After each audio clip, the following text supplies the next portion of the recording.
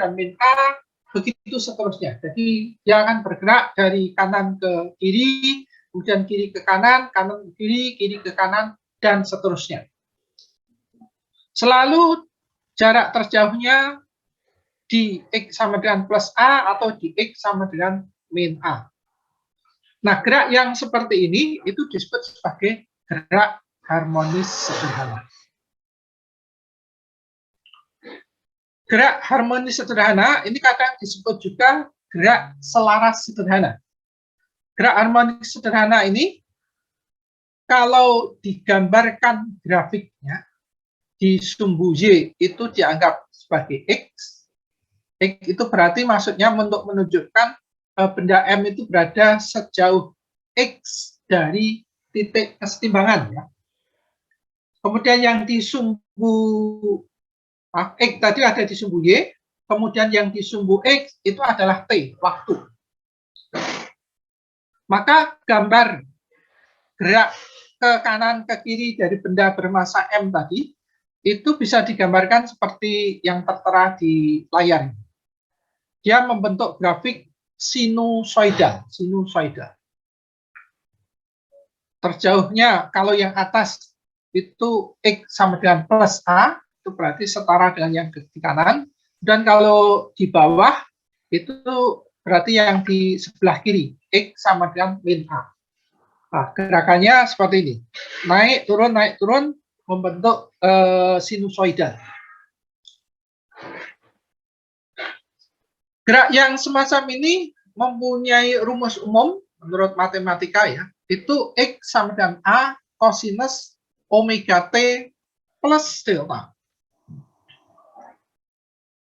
Ini Anda diharap untuk memahami maksud dari persamaan ini ya.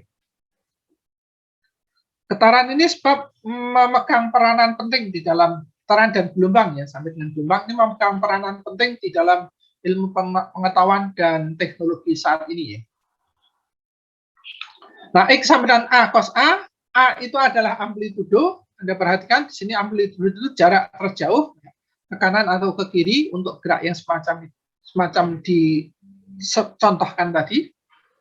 Kemudian omega itu kecepatan sudut ya. Kemudian T waktu, kemudian delta itu untuk menunjukkan keadaan awal dari benda yang bergetar tadi. Kalau pada saat T sama dengan 0,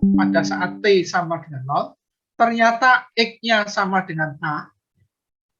Kalau T sama dengan 0, X-nya sama dengan A, maka nanti posisi awal, jadi posisi puncaknya itu pada saat T sama dengan 0 ya, di X sama dengan A. Tetapi, kalau keadaannya seperti itu berarti menunjukkan deltanya itu nanti akan sama dengan 0. Jadi kalau T sama dengan 0, X-nya sama dengan A, maka itu berarti deltanya sama dengan 0. Tetapi kalau pada saat ini T sama dengan 0, itu X tidak sama dengan A, atau puncak dari A itu agak bergeser ke kiri seperti yang diperlihatkan di gambar seperti ini, maka itu akan berarti delta itu tidak sama dengan 0, tapi mempunyai harga tertentu. Seperti yang ditunjukkan oleh gambar. Nah, itu maksud delta. X itu sendiri ingat disebut sebagai pergeseran partikel dari titik setimbangnya. Ya. Kemudian A itu amplitudo, kemudian yang di dalam kurung itu disebut sebagai fasa. Nah, amplitudo itu sendiri maksudnya adalah simpangan maksimum. Simpangan maksimum itu ingat dalam kasus yang sebelumnya tadi, yang bergetar dari kanan ke kiri, maka jarak terjauh ke kanan itu plus A, sedangkan jarak terjauh ke kiri itu min A. Jadi bisa plus A, bisa min A. Kemudian omega itu frekuensi sudut, kemudian delta itu adalah sudut fasa.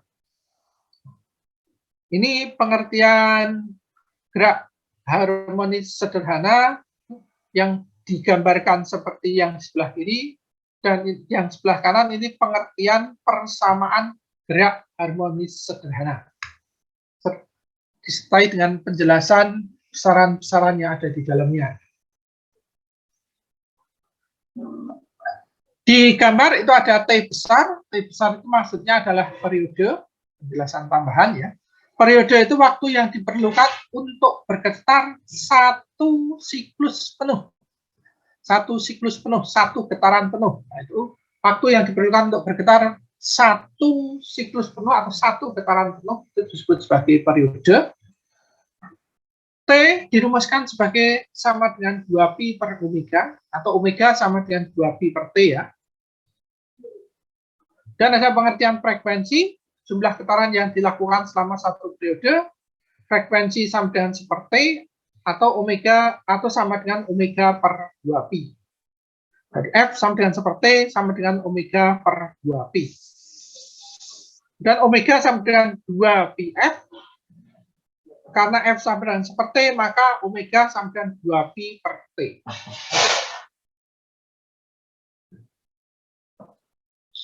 Nah, ini adalah pengertian umum dari gerak harmonis sederhana, di mana persamaannya seperti bagian atas sebelah kanan, gambarnya bagian atas sebelah kiri, kemudian penjelasannya ada di bagian bawahnya. Sampai di sini, apakah Pak Muhammad Mufti bisa memahami atau ada pertanyaan? Ada yang saya ingin tanyakan, Pak. Kalau misalnya sudut fasanya minus, berarti gesernya ke kanan ya, Pak? Atau Ya, nggak mungkin? betul. Apa mungkin aja sudut fasanya minus? Mungkin saja minus. Jadi omega T minus delta. Iya, iya, Pak. Oke. Terima kasih, Pak. Ya, sama-sama. Faris Wahyudi, ada pertanyaan?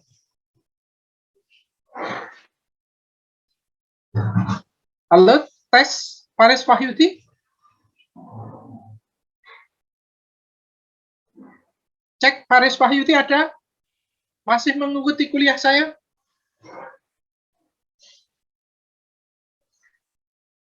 Nanti Faris dimohon untuk laporan ya. Saya kalau yang dicek tidak menyahut itu mohon saya catat, nanti diminta untuk laporan. Mengapa kok tidak? Mungkin apa ada gangguan sinyal atau ada sesuatu yang lain. Nanti silahkan menghubungi lewat WA ke saya, Jafri. Juga yang lain-lain, kalau saya tanya tidak memberikan konfirmasi, mohon nanti menghubungi saya. Kalau Mikael Noval Kemal ada? Halo, Mikael? Cek, Mikael ada? Hadir, Pak. Ya. Mikael Kemal, apakah ada pertanyaan terkait dengan persamaan gerak harmonis sederhana ini? Untuk sekarang belum ada, Pak. Bisa memahami? Insya Allah bisa. Ya, ya, oke. Saya lanjutkan. Setelah kita, setelah kita mengetahui persamaan, Pak. Ya. Tadi saya yang dipanggil ini. Tadi sinyalnya lagi ini, Pak. Oh ya. Tadi mengikuti kuliah ya? Ikut, Pak. Ya, silakan. Nanti semuanya mohon untuk memperhatikan. Jadi tujuannya ini untuk kebaikan semuanya. Kalau saatnya kuliah harus mengikuti kuliah ya. Sebab tujuannya kuliah itu mencari ilmu. Jadi kalau dosen menyampaikan ilmu ya mestinya diikuti. Baik, kita lanjut. Setelah kita mengetahui ada persamaan getaran, maka kemudian kita mencoba untuk memahami apa yang disebut sebagai kecepatan dan percepatan dari getaran. Getaran yang dimaksud tadi gerak harmonik sederhana. Nah, di sini juga berarti kita masih mempelajari tentang kecepatan dan percepatan dari gerak harmonis sederhana. Kalau tadi di slide sebelumnya kita sudah mempelajari yang dimaksud persamaan getaran itu adalah persamaan untuk X, untuk semacam pergeseran atau displacement kalau di kinematika. Jadi pergeseran atau displacement untuk partikel secara umum kita sudah pernah mempelajari di kinematika. Nah, untuk gerak harmonik sederhana ini pergeseran atau displacement dirumuskan seperti persamaan yang ada di slide sebelumnya tadi, yang bentuknya sinusoidal tadi.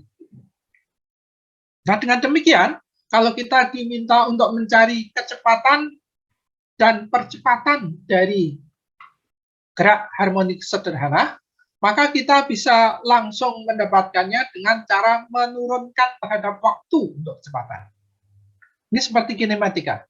Jadi V itu kan rumus umumnya sama dengan dx per dt.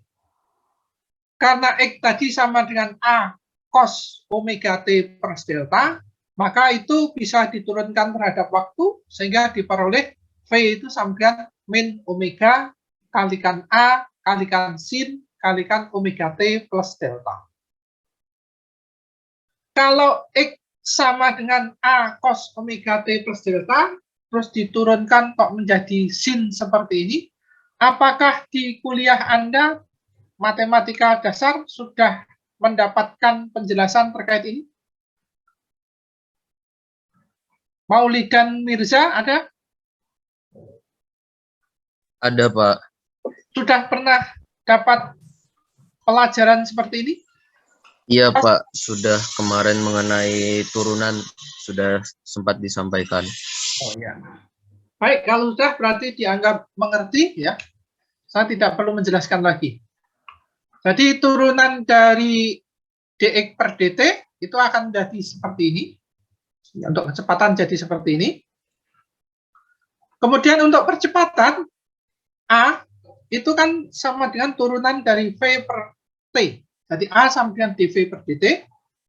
Sehingga kalau V-nya seperti di atas, maka A-nya atau percepatannya akan menjadi seperti ini. Ini sekali lagi juga diturunkan. Jadi diperoleh seperti ini. Untuk mengapa hasilnya seperti ini, Anda cek di matematika dasar, atau kalau pada masa saya dulu SMA, hal-hal seperti ini sudah pernah diajarkan di SMA juga. Kita tahu kalau yang ada di lingkari ini sama dengan N, yaitu A cos omega T plus delta itu sama dengan X. Ya. Jadi kalau A sama dengan ini, yang dilingkari itu sama dengan X, maka A itu bisa diperoleh sama dengan juga min omega kuadrat kalikan X.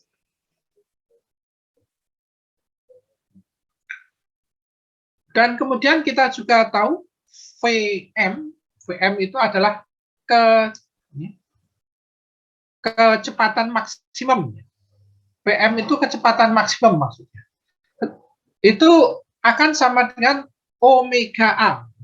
VM itu sama dengan omega A. Mengapa kecepatan maksimumnya sama dengan omega A? Ini karena Anda bisa perhatikan rumus kecepatan itu kan sama dengan min omega A sin omega T plus delta. Sin itu adalah nilainya, nilai sin itu kan nilai minimumnya min 1, nilai maksimumnya kan selalu plus 1. Jadi sin itu berharga antara min 1 sampai dengan plus 1. Ketika sin ini berharga minus 1, maka V itu akan berharga sama dengan plus omega A. Dan ketika sin ini berharga plus 1, maka V akan berharga sama dengan min omega A. Sehingga V itu akan berharga berkisar antara min omega A sampai dengan plus omega A. Dari min omega A sampai dengan plus omega A. Dengan demikian, kita bisa mendefinisikan apa yang disebut sebagai VM itu nilai maksimumnya atau nilai minimumnya. Ya, itu dirumuskan sama dengan omega A. Kemudian AM itu dari persamaan ini kita bisa mendefinisikan dengan cara yang sama seperti V tadi. Nilainya itu adalah sama dengan omega kuadrat kalikan A. Ya. Jadi VM omega A, AM sama dengan omega kuadrat kalikan A. Yang kalau ini pergeseran, kemudian kecepatan dan percepatan ini dibuat gambar grafiknya, maka keadaannya seperti gambar yang ada di sebelah kanan ini. Yang atas itu gambar X versus T, yang tengah itu gambar V versus T, dan yang paling bawah itu adalah gambar dari percepatan versus T, versus waktu. Kalau yang dimaksud dengan T, periode itu jarak antara puncak ke puncak atau dari lembah ke lembah, pokoknya untuk satu kali getaran itu T, ya. Kemudian ada A, amplitudo itu untuk grafik X versus T. Nah, ini jarak yang tertinggi atau terendah itu nanti kan dari plus A sampai dengan min A. Ini Anda perhatikan yang A. Dan V itu ada VM, itu Anda bisa perhatikan VM itu maksudnya di mana? Ini VM ya. Kemudian ada AM itu maksudnya yang ini.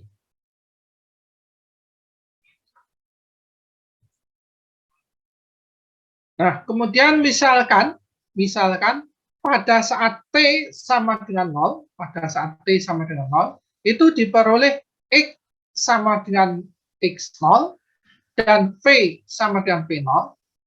Anda perhatikan di sini, kalau misalkan pada saat T sama dengan 0, gambar paling atas T sama dengan 0, itu berarti yang di bagian kiri paling kiri, gambar atas bagian paling kiri ya.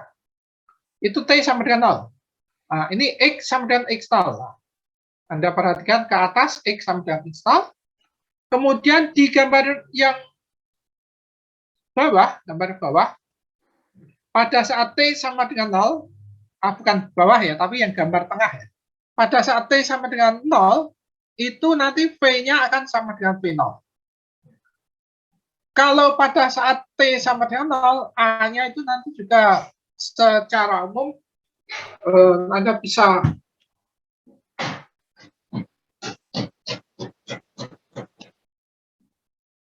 mestinya ini bersesuaian ya. Jadi A-nya sama dengan A0.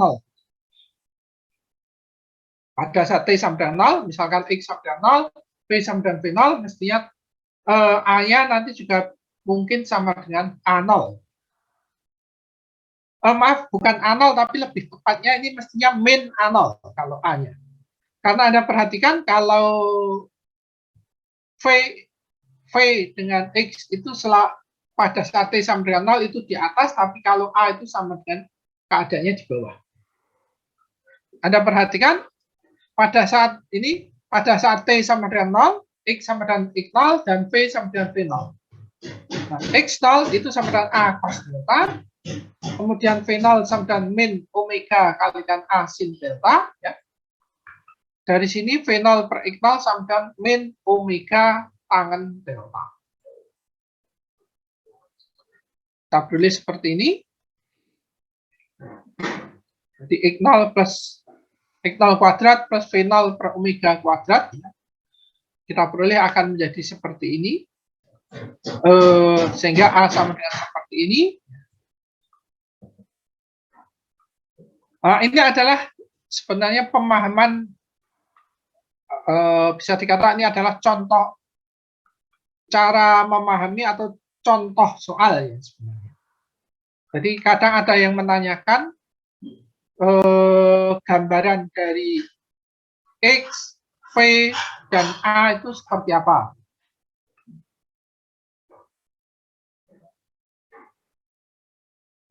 Ya, yang bagian bawah ini sebenarnya adalah contoh terkait dengan pembahasan ya, terkait dengan kalau mau ditanya lebih lanjut dari persamaan ini, kalau T0 sama dengan X sama dengan 0, X sama dengan 0, dan V sama dengan V0, itu biasanya terus ditanyakan, buktikan bahwa A itu sama dengan akar X0 kuadrat plus V0 kuadrat dibagi omega. Kadang ada soal-soal seperti ini. Nah, ini adalah semacam contoh soal saja.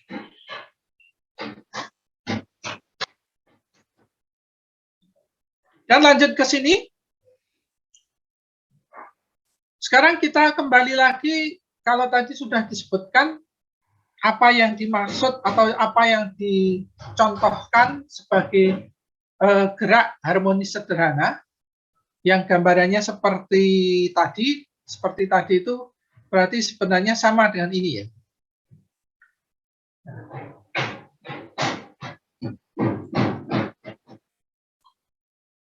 Tadi sudah dijelaskan, ini mengikuti ada hukum Hooke, F sama dengan min Kx, kemudian F itu juga sama dengan M kalikan A. Dari F sama dengan min Kx, kemudian F sama dengan massa kalikan percepatan, hukum Newton kedua, maka kita bisa peroleh A itu sama dengan min K per M kalikan X. A di rumus yang tadi sebelumnya itu kan juga dikatakan sama dengan dV per dt atau sama dengan d kuadrat x dibagi dt kuadrat, turunan 2 kali dari x terhadap t. Dengan demikian dari sini, dari A sama dengan min K per M kalikan x, dan dari A sama dengan d kuadrat x per dt kuadrat, kita peroleh suatu persamaan yang bentuknya seperti ini. Persamaan seperti ini sering disebut sebagai persamaan diferensial orde kedua. Mengapa disebut orde kedua? Karena ini turunannya 2 kali. Jadi d kuadrat x per dt kuadrat. Kan turunan 2 kali. Kalau ada persamaan yang seperti ini, kemudian kita memisalkan yang bagian ini, K per M ini dimisalkan sama dengan omega kuadrat, maka kita bisa tulis persamaan diferensial yang atas ini menjadi seperti yang di bawah. K per M-nya diganti omega. Ya. Ini sekali lagi disebut sebagai persamaan diferensial orde 2. Nah, persamaan ini yang bentuknya seperti ini mempunyai penyelesaian X fungsi T sama dengan A cos omega T plus delta.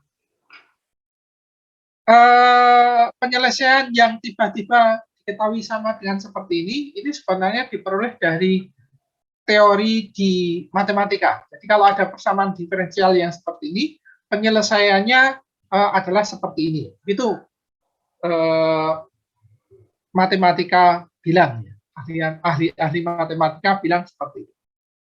Mengapa seperti itu? Ya, kalau bentuk seperti ini dimasukkan sini, substitusikan ke atas, nanti akan ketemu d kuadrat x per delta t kuadrat, itu hasilnya sama dengan min omega kuadrat kalikan x. Jadi x diturunkan 2 kali, nanti ketemunya seperti di atas. Ini sudah dijelaskan di bagian yang ini tadi. Nah, ini tadi.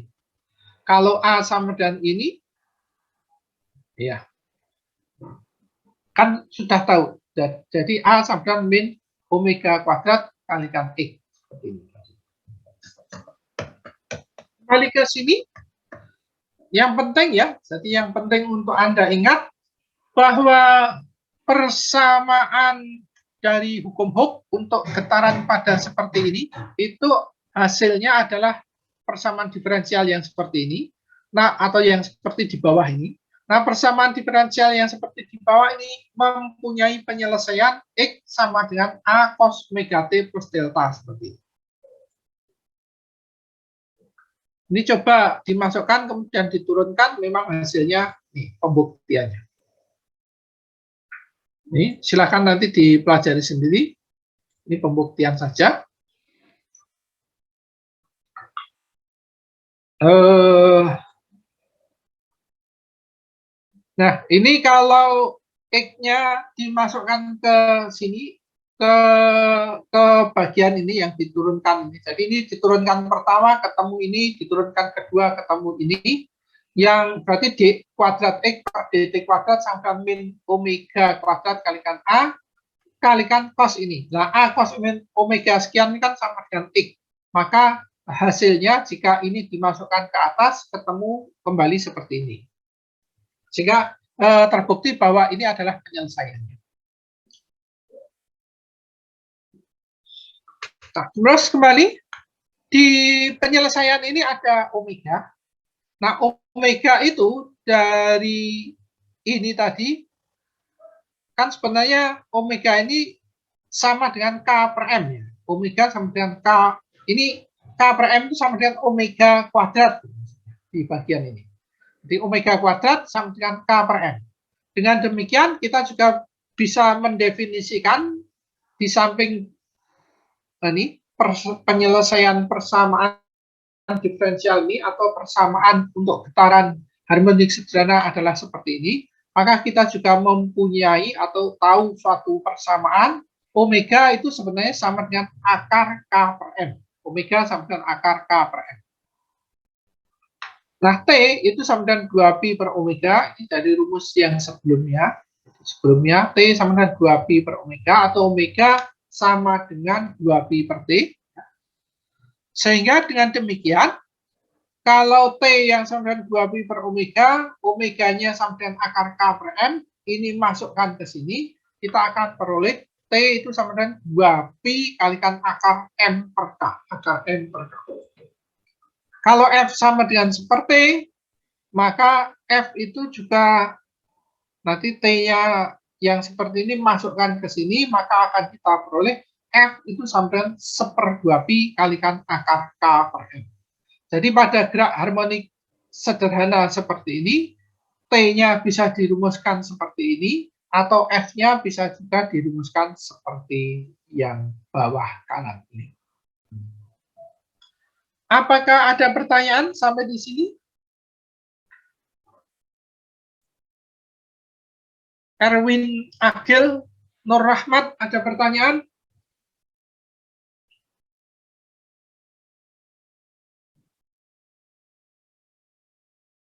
Halo, Erwin, suaranya masih mute? Oh, bersuara tapi tidak terdengar, ada gangguan. Baik, yang lain aja mungkin gangguan.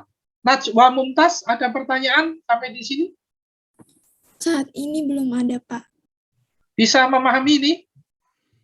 Insya Allah bisa, Pak. Ya, terima kasih. Lanjut. Nah, itu tadi terkait getaran massa pada gas. Jadi, di sini intinya dari hukum Hooke kita tahu F sama dengan min Kx, dari hukum Newton F sama dengan M kalikan A. Ini kalau dipadu, kita bisa menemukan bahwa rumus periode atau rumus frekuensi untuk getaran itu dihubungkan dengan nilai K itu seperti yang ada di bawah ini. Lanjut ke energi getaran selaras sederhana. Getaran harmonik sederhana tadi sama dengan getaran selaras sederhana. Nah, getaran harmonik sederhana di samping mempunyai X, mempunyai V, mempunyai A, itu juga mempunyai energi. Energinya ada dua, ada energi kinetik dan energi potensial. Untuk energi kinetik secara umum dirumuskan K sama dengan setengah mv kuadrat. Ini. V itu diperoleh dari persamaan sebelumnya sama dengan min omega kalikan A kalikan sin omega T plus delta. Maka kita peroleh K sama dengan seperti ini.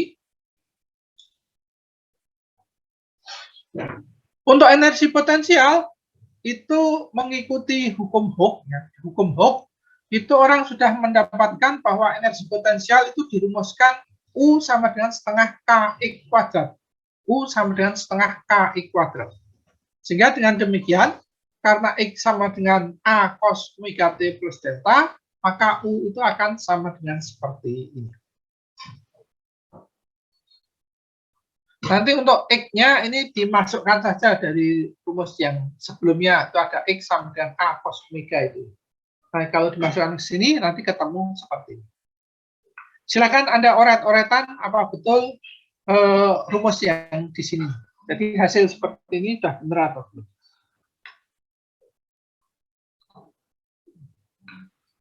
Kalau energi kinetik seperti ini, energi potensial seperti ini, maka kita juga mempunyai apa yang disebut sebagai energi total, yaitu penjumlahan dari energi kinetik dan energi potensial. Omega M omega kuadrat tadi dari hubungan sebelumnya itu sama dengan K. Kemudian dari ini maka kita peroleh ya rumus K itu akan sama dengan setengah KA kuadrat sin kuadrat omega T kali plus delta. Kemudian U-nya sama dengan seperti ini, sehingga E yang sama dengan K plus U itu akan menjadi sama dengan seperti ini. K-nya atas, U-nya bawah, sehingga E sama dengan K plus U sama dengan seperti ini. Nah, dari matematika, kalau sin kuadrat theta plus cos kuadrat theta, itu nilainya sama dengan 1. Nilainya sama dengan 1, sehingga kita peroleh E itu menjadi sama dengan setengah KA kuadrat. Jadi, energi total untuk getaran selaras sederhana itu sama dengan setengah KA kuadrat. Anda bisa perhatikan, kalau K itu yang grafik warna biru, U itu grafik yang warna merah, maka selalu saja sebenarnya K plus U itu sama dengan setengah KA kuadrat. Jadi kalau K-nya 0, maka U-nya akan bernilai setengah KA kuadrat. Ini mengikuti hukum kekekalan energi. Kalau K-nya ini dari 0 naik sedikit, maka U-nya akan turun sedikit.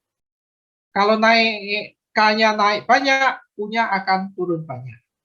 Kalau K-nya jadi maksimum, maka U-nya jadi sama dengan 0. Dan seterusnya bisa Anda cek di gambar di sini.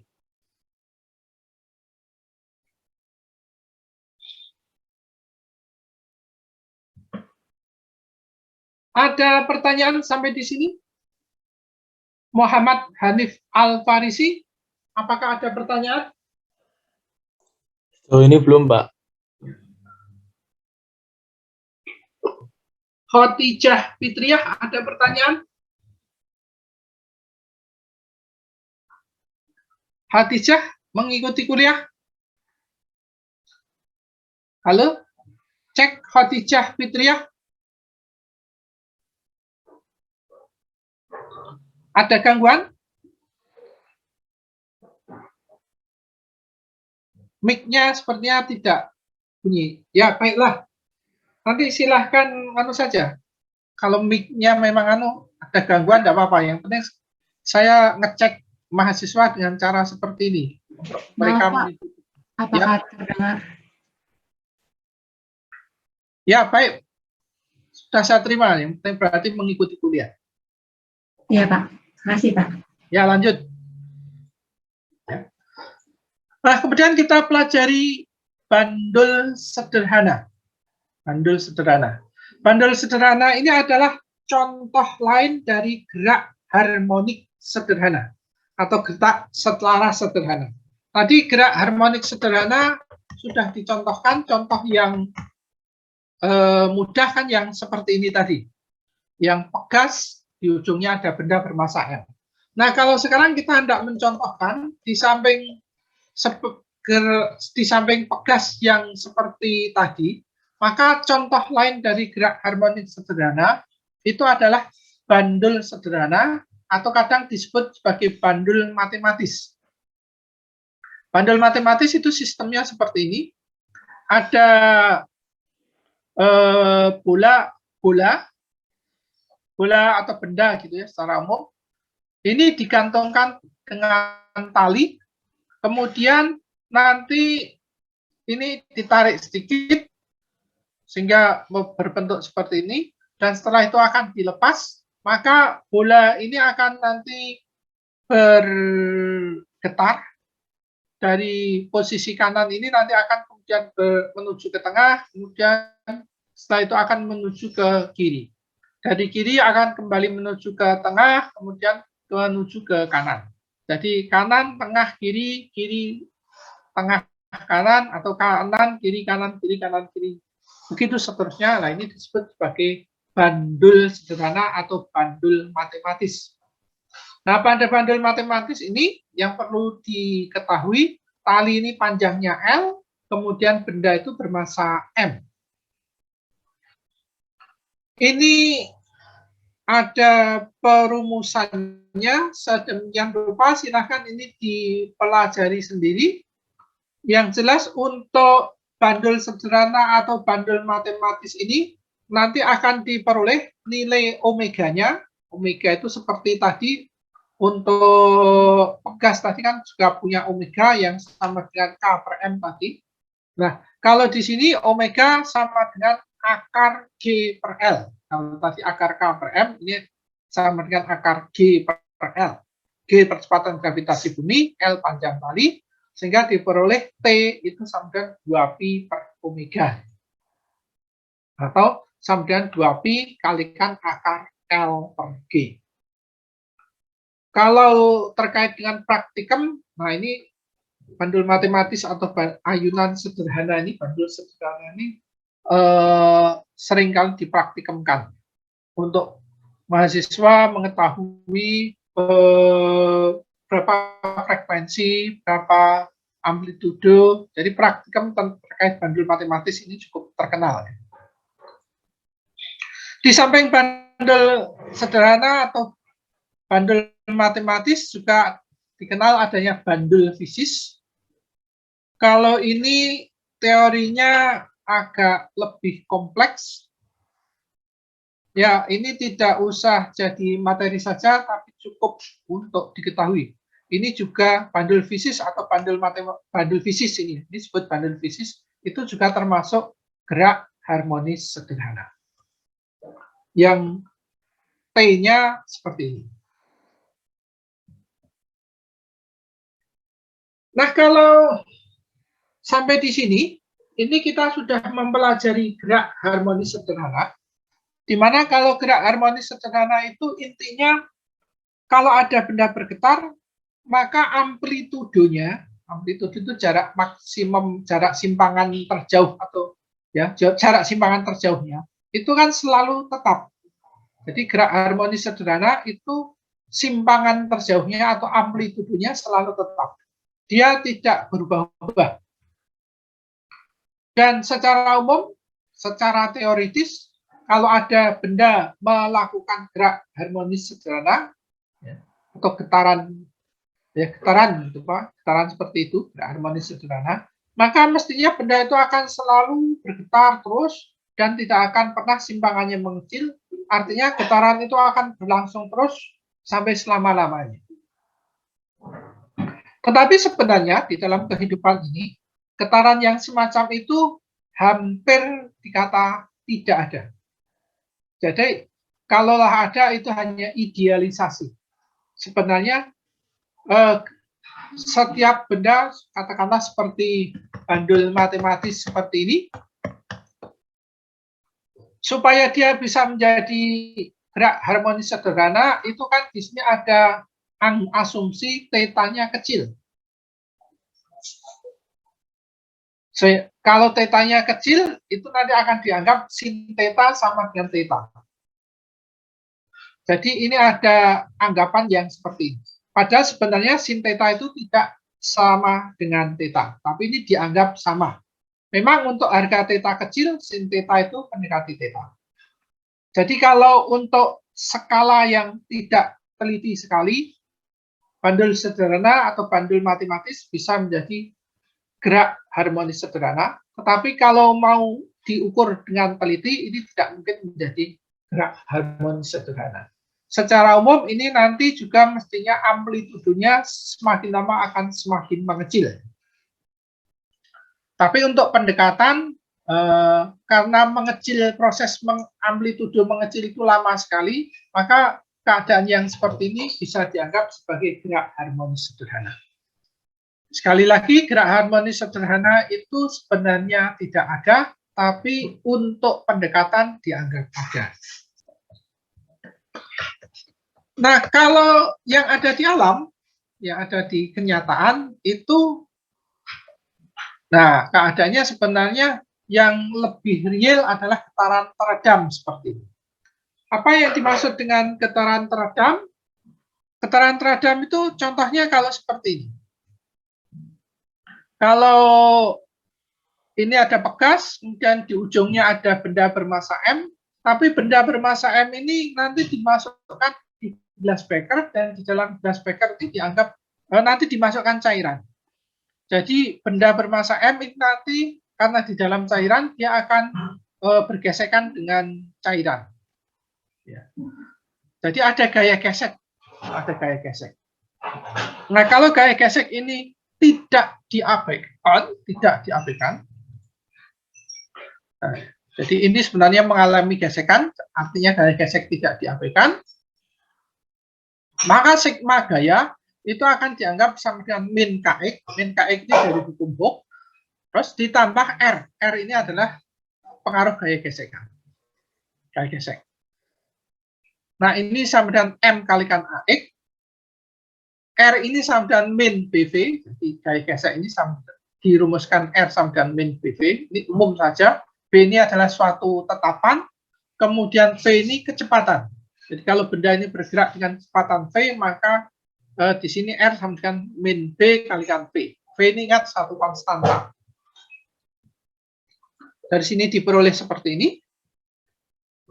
Sehingga nanti di dalam pembahasan itu akan ketemu bahwa penyelesaian dari persamaan itu adalah seperti ini. X sama dengan A kalikan E pangkat ini. Kalikan cos ini. Ini ada E itu bilangan eksponensial ya, bilangan natural atau bilangan alam, nilainya 2, sekian itu. Nah, ini pangkat dan ini min, maka sebenarnya ini gambar X itu kalau getaran harmonik sederhana tadi X-nya langsung sama dengan A kalikan cos sekian ini. Tapi kalau di sini ada tambahan E pangkat. Nah, E pangkat ini akan menyebabkan sebenarnya gerak dari harmonik sederhana itu seperti ini. Jadi semula dia mempunyai amplitudo besar, tinggi, tapi kemudian semakin lama amplitudenya akan semakin mengecil dan nantinya akan sama dengan 0. Kalau sudah sama dengan 0, artinya nanti sudah tidak ada getaran. Jadi sebenarnya secara umum yang ada di alam ini getaran teredam seperti ini. Idealnya yang real itu adalah seperti ini.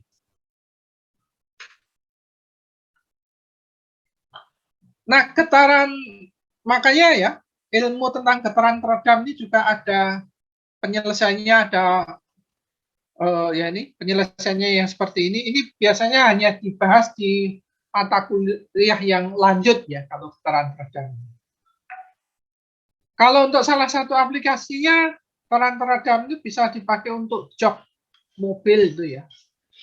Kalau mobil itu atau motor gitu itu pas jalan dia melewati polisi tidur, maka kan akan joknya itu akan naik turun. Nah, kalau naik turunnya itu mengikuti gerak harmonik sederhana, maka orang yang naik mobil atau naik motor itu ya selamanya akan naik turun. Sehingga itu kan tidak membuat nyaman kalau untuk orang naik motor atau mobil. Nah, alternatifnya maka orang harus bisa membuat agar jok mobil itu mengikuti gerak dari getaran teredam. Jadi setelah beberapa saat getarannya akan menurun dan akhirnya menuju ke 0. Nah, ini ada ilmunya tersendiri. Bagaimana supaya orang nyaman berkendara itu getaran teredamnya bentuknya seperti apa. Kalau persamaannya seperti ini, maka konstanta B dan sebagainya itu harus seperti apa. Nah, itu dipelajari di masalah getaran peredam. Nah, sampai di sini berarti kita sudah menyelesaikan bab getaran.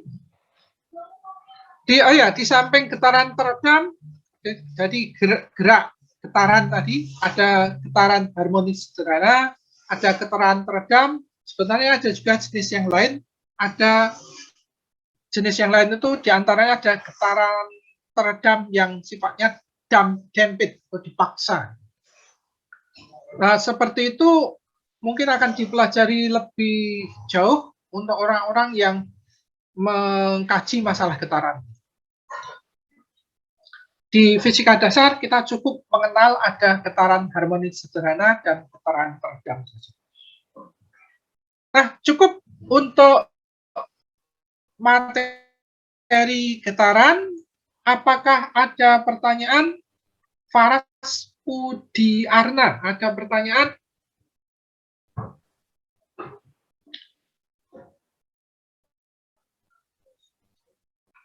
Sejauh ini belum Faras ada. paham? Insya Allah paham, Pak. Kalau Meilinda Andarista ada pertanyaan? Belum ada pertanyaan, Pak. Ya, baik, terima kasih. Baik, kita lanjut ke berikutnya, gerak gelombang. Kalau getaran tadi adalah gerak yang hanya ke kiri ke kanan, ya. Artinya dia X-nya fungsi dari waktu gitu ya. Nah, kalau sekarang kita mempelajari gelombang. Gelombang itu adalah keadaan atau penggambaran yang lebih kompleks lagi daripada getaran. Mengapa kompleks? Secara umum, kalau gelombang itu bisa Anda lihat keadaan. Nah, ini penjelasannya dulu. Gelombang itu ada dua. Ada gelombang mekanik dan ada gelombang elektromagnetik. Kalau gelombang mekanik ini secara umum membutuhkan media untuk bisa merambat. Gelombang mekanik ini contohnya gelombang suara, gempa bumi, gelombang pada dawe, dan sebagainya. Kalau gelombang elektromagnetik itu tidak membutuhkan medium untuk merambat. Nah, gelombang elektromagnetik ini terjadi karena adanya unsur gelombang dan unsur magnet. Jadi gelombang dan magnet yang berubah-ubah terus, medan magnet dan medan magnet yang berubah-ubah terus pada satu titik itu akan menyebabkan timbulnya gelombang elektromagnetik. Nah, ini contohnya adalah cahaya, sinar X, dan seterusnya. Ini tidak perlu medium untuk bisa merambat. Contohnya matahari itu bisa memancarkan gelombang cahaya sampai ke bumi, pada ruang angkasa ini secara umum dikatakan tak ada materi. Jadi dia tanpa ada medium, dia bisa merambat. Gelombang mekanik ini timbul karena ada usikan sebagai sumber.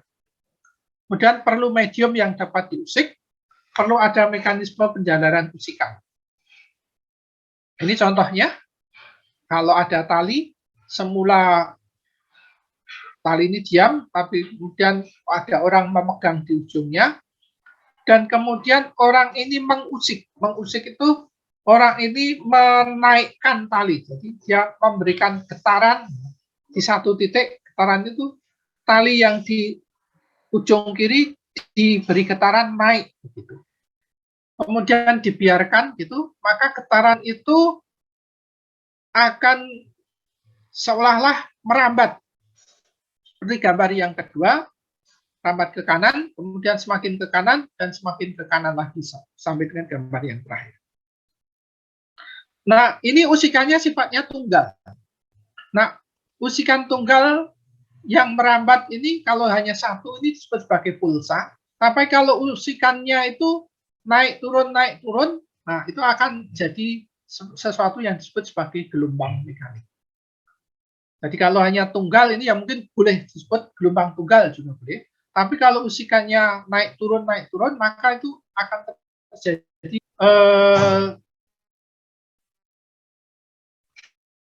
pergeseran yang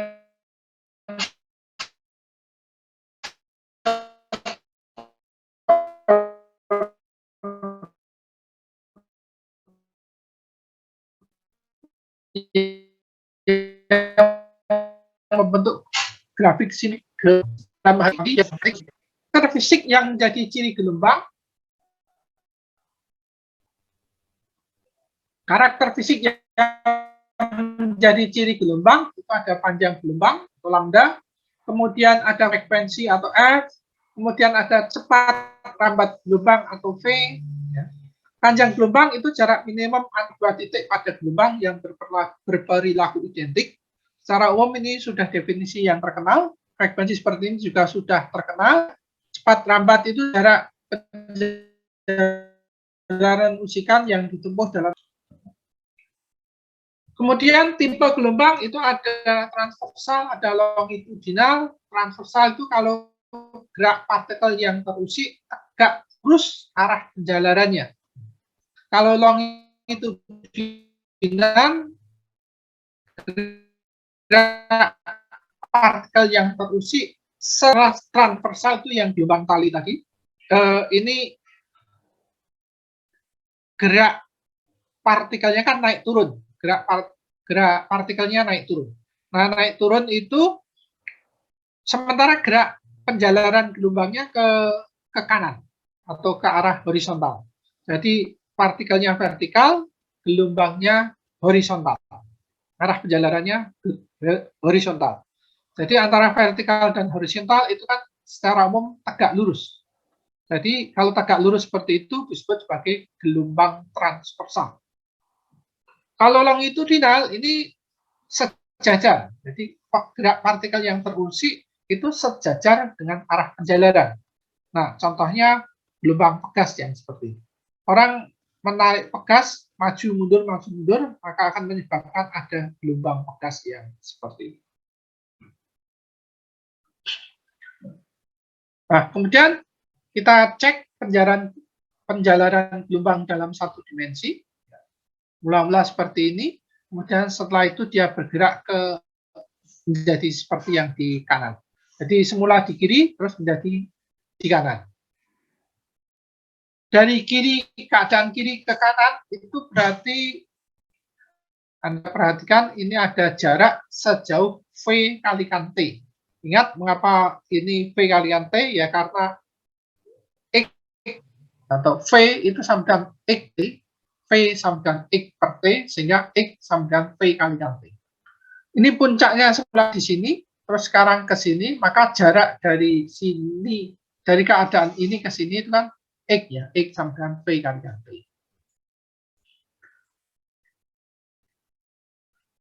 Nah, kalau gelombang yang seperti ini, secara umum seperti halnya getaran tadi, jadi juga mempunyai persamaan atau mempunyai fungsi gelombang.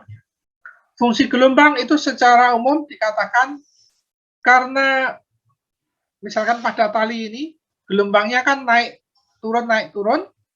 Jadi ada naik turun ini fungsi Y katakanlah begitu. Samping itu juga dia bergerak ke kanan. Itu berarti fungsi X gitu. Nah, fungsi X-nya untuk fungsi X itu kan ada hubungan perumusan X sama dengan V kalikan T. X sama dengan V kalikan T. Ya. Dengan demikian, secara umum fungsi gelombang itu adalah ini. Z sama dengan F fungsi dari X min VT. X min VT. Ini kalau menjalar ke kanan. Kemudian kalau menjalar ke kiri itu Y sama dengan F fungsi dari X plus VT. Jadi kalau ke kanan X min VT, kalau ke kiri X plus VT. Ini fungsi gelombang. Nah, cepat rambat gelombang untuk kecepatan fasa ya, itu V sama dengan dx per dt. Ingat, X itu yang ke kanan, kalau Z yang ke atas ya. Ini rumus yang umum dulu. Kemudian ada yang disebut sebagai superposisi dan interferensi gelombang ya. Kalau superposisi itu perpaduan dua gelombang tapi sifatnya umum ya. Kalau interferensi itu yang juga perpaduan dua gelombang ya. Ini sifatnya khusus ya. Interferensi itulah ini dicontohkan seperti ini. Superposisi dan interferensi itu dicontohkan seperti ini. Kalau misalkan ada dua gelombang, yang satu mempunyai persamaan Y1, yang satu Y2 seperti ini. Semula ada di gambar A, kemudian di gambar B, ini karena yang satu bergerak ke kanan, yang satu bergerak ke kiri, maka ada kalanya, ada saatnya, itu Y1 dan Y2 itu akan tabrakan. Nah, kalau tabrakan seperti ini, yang terjadi adalah Y1 ini agak rendah, Y2-nya agak tinggi, maka setelah tabrakan, ini akan menjadi seperti ini. Yang bagian ini sebenarnya yang Y1, ya. Ini keadaan awal, ini belum, jadi ada keadaan sesaat setelah tabrakan jadi seperti ini. Ini itu agak ada puncaknya sedikit sebenarnya Y1, kemudian ini puncak yang tinggi sebenarnya yang Y2. Nah, kalau ini kemudian masih jalan terus, maka pada satu saat tertentu akan menjadi seperti ini. Jadi ini sudah betul-betul, kalau yang atas tadi sebenarnya juga Y1 plus Y2, kalau yang ini Y1 plus Y2, di mana pada keadaan C ini tepat puncak Y1 itu berada di puncak Y2. Sama, jadi Y1 dan Y2 itu pada keadaan satu titik puncaknya.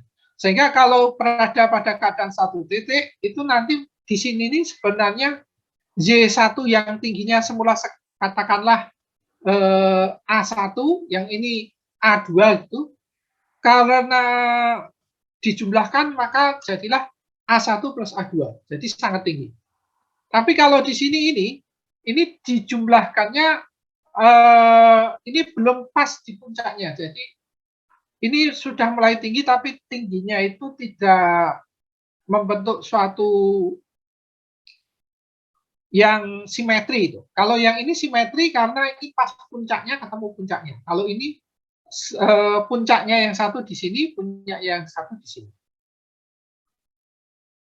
Nah, ini secara umum gelombang itu kalau ketemu, jadi kalau ketemu ada dua gelombang itu ketemu, itu dimungkinkan gelombang itu ya dijumlahkan. Kalau kebetulan posisinya itu dengan puncak itu, maka penjumlahannya akan menyebabkan gelombang itu menjadi tinggi. Tetapi kalau dilalah, gelombang kan di samping mempunyai puncak juga ada lembah gitu ya. Nah, kalau lembah ketemu puncak itu akan menyebabkan penjumlahannya malah menjadi 0. Jadi saling menghilangkan. Atau kalau puncak dan puncak tidak pas di posisi yang simetri, ya keadaannya seperti ini. Jadi penjumlahan dari gelombang bisa jadi meninggikan, bisa jadi menghilangkan, bisa jadi membuat ya antara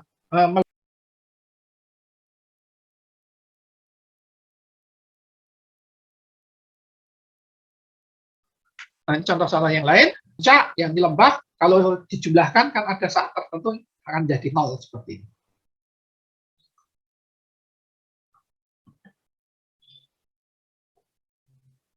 Begitu sampai di sini, apakah ada pertanyaan? Ini maksudnya adalah superposisi dan interferensi. Superposisi itu nama umum, jadi perpaduan gelombang, perpaduan ya, penjumlahan secara umum. Kalau interferensi itu penjumlahan dari gelombang. Nah, gambarannya seperti ini. Penjumlahan gelombang atau interferensi itu bisa menyebabkan ada keadaan tertentu menjadi tinggi, ada keadaan tertentu saling melemahkan, ada keadaan tertentu antara meninggikan dan melemahkan. Ada pertanyaan sampai di sini? Anindita Nubawa Jati, Belum ada, Pak. bisa dipahami ini? Bisa, Pak. Bisa dipahami. Baik, lanjut. Cepat rambat gelombang di dalam dawe.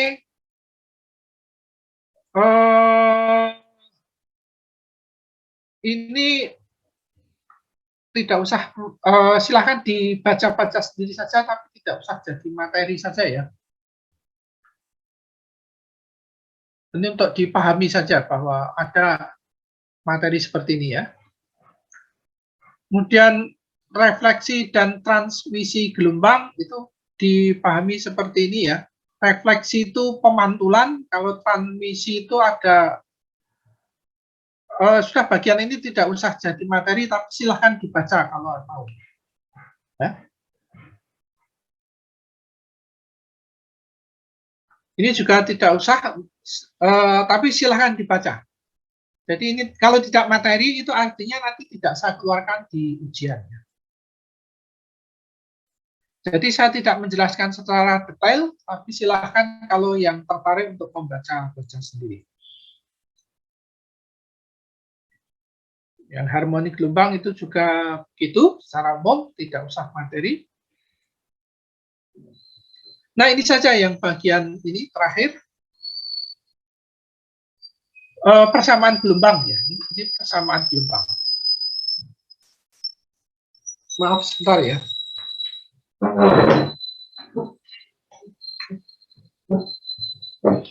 Ya, baik, kita teruskan. Ini persamaan gelombang. Gelombang tadi dikatakan bisa kalau menjalar ke kanan, persamaannya secara umum fungsinya X min VT. Nah, kalau secara detail, persamaan gelombang yang seperti ini, itu adalah seperti persamaannya. Langsung saja Anda lihat yang bagian ini. Persamaan gelombang itu Y sama dengan A sin KX min omega T.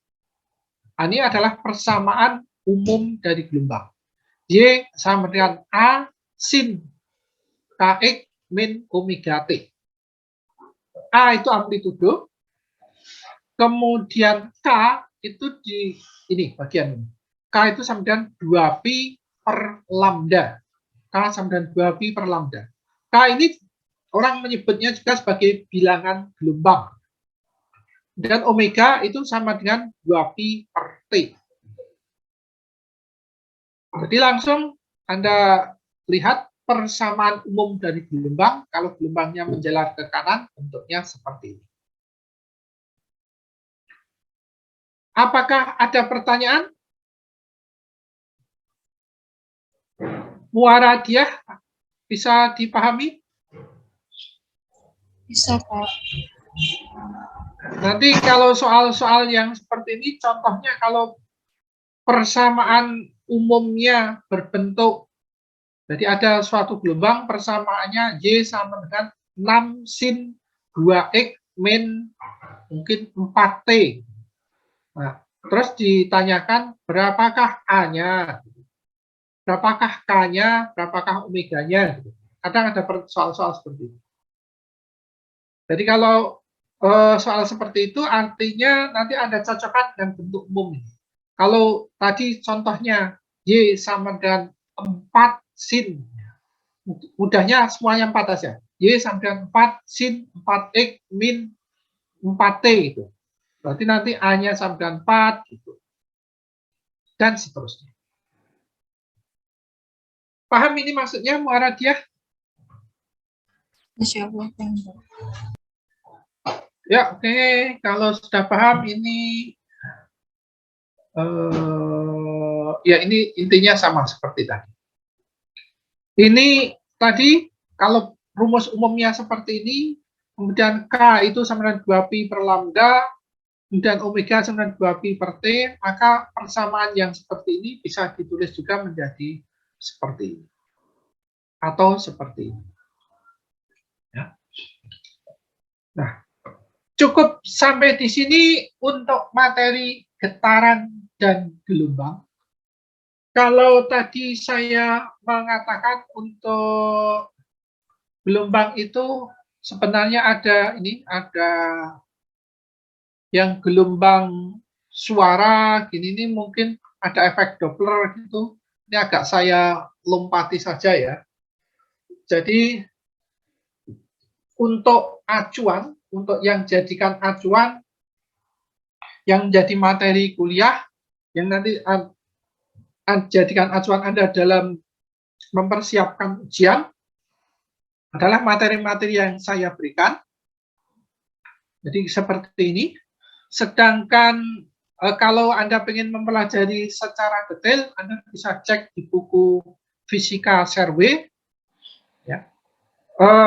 Kalau di sini seperti efek Doppler itu tidak ada, berarti efek Doppler tidak menjadi materi ujian. Kemudian kalau ada superposisi dan standing wave, tapi saya mencontohkan seperti ini, berarti itu maksudnya materi yang saya berikan mengacu ke, ya pokoknya materi saya ini. Ya, dengan demikian, ya bisa saya sampaikan bahwa untuk materi ujian yang Senin depan, itu materinya adalah materi yang setelah ujian akhir kemarin ya. Setelah UTS. Setelah UTS kemarin, sebentar. Usaha dan energi ya, Pak? Ya, usaha dan energi. Saya buka dulu. Saya tunjukkan kepada Anda.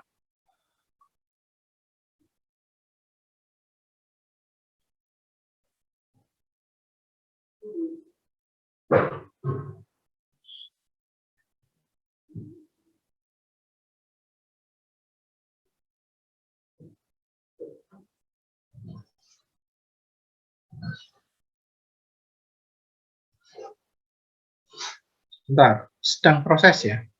Ya, usaha dan energi. Ini saya stop dulu.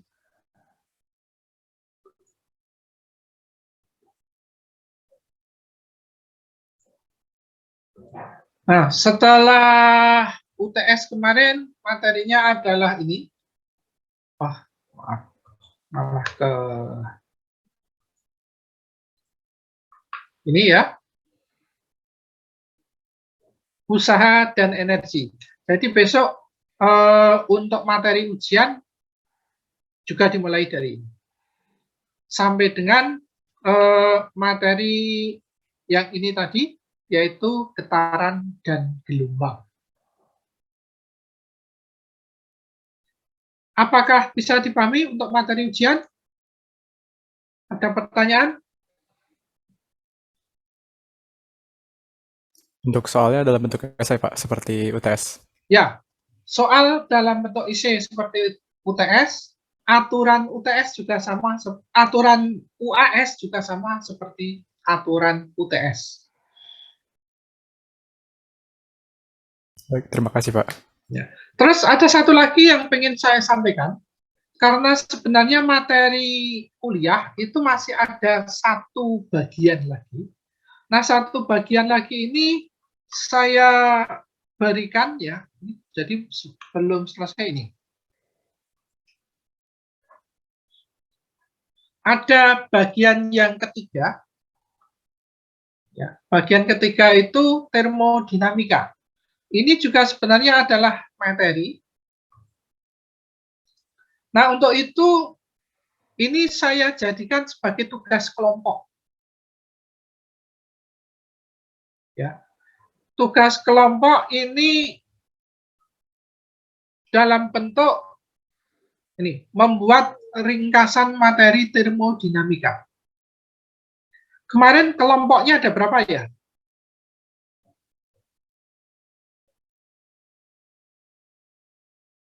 Ada 8 kelompok atau 4 kelompok? 8 kelompok, Pak, sepertinya. 8 kelompok. Kalau ada 8 kelompok, tolong dijadikan 4 kelompok saja. Caranya kelompok 1, 2 dianggap satu kelompok. kemudian 3-4 satu kelompok begitu, sehingga hanya ada 4 kelompok saja. Ya. Kemudian setiap kelompok itu saya tugaskan untuk meringkas ini bagian termodinamika. Termodinamika ini ada 4 sub, ada 4 bab, 4 bab. Isinya seperti ini.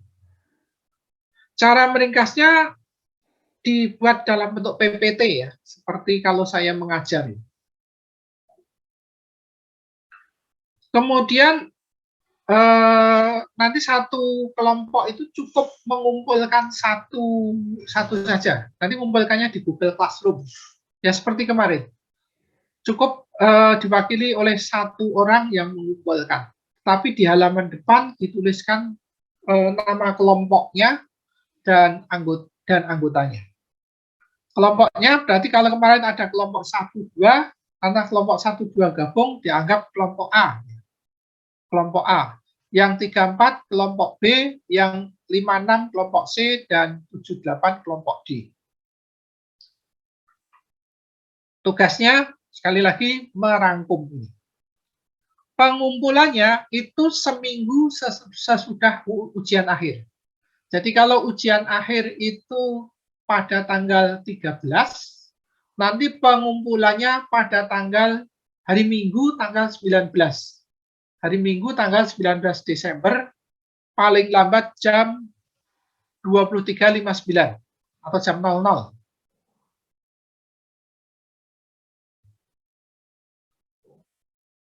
Silahkan ini dibagi, kemudian dibuat ringkasan, ya. Namanya ringkasan tidak harus semua, pokoknya silahkan Anda buat.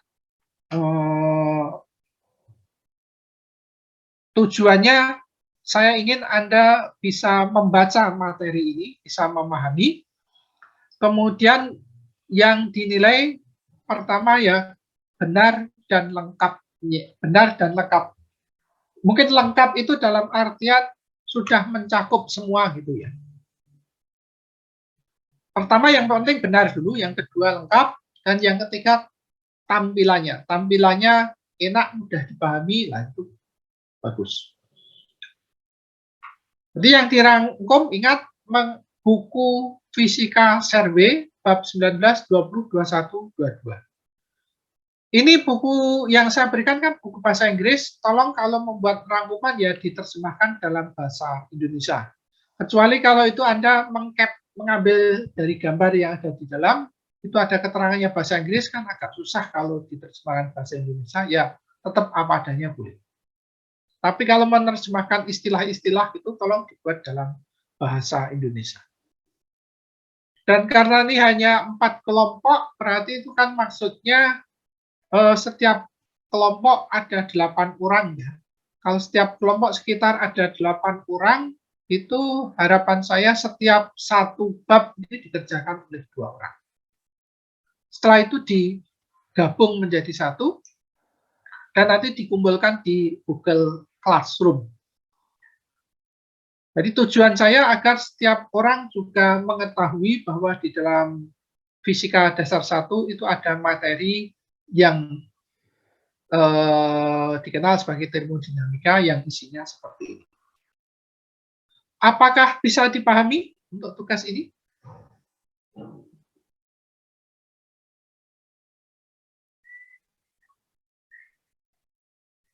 Dan untuk termodinamika tidak jadi materi ujian, karena ini tugas tersendiri. Jadi materi ujian hanya sampai dengan getaran dan gelombang, yang ini untuk evaluasi atau penilaiannya diberikan dalam bentuk membuat tugas PPT.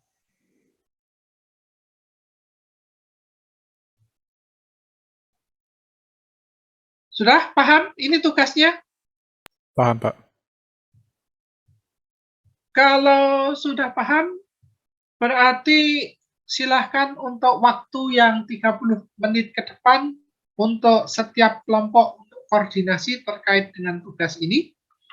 Dan ingat, minggu depan kita ujian lewat Google Classroom.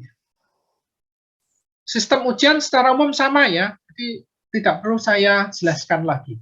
Nanti soal juga ingat, soal tidak diberikan langsung tetapi bertahap. Jadi nomor 1 diberikan dulu, sudah mengumpulkan semua, baru nomor 2 dan seterusnya. Boleh buka buku, tetapi tidak boleh bekerja sama dengan siapapun.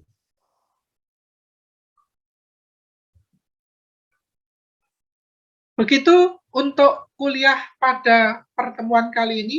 Jangan lupa untuk absen, dan semoga kita senantiasa diberikan kesehatan, kebahagiaan, dan kesuksesan. Cukup sekian. Assalamualaikum warahmatullahi wabarakatuh. Waalaikumsalam warahmatullahi wabarakatuh. Terima kasih, Pak. Terima kasih banyak, Pak. Terima kasih. Terima kasih, Pak.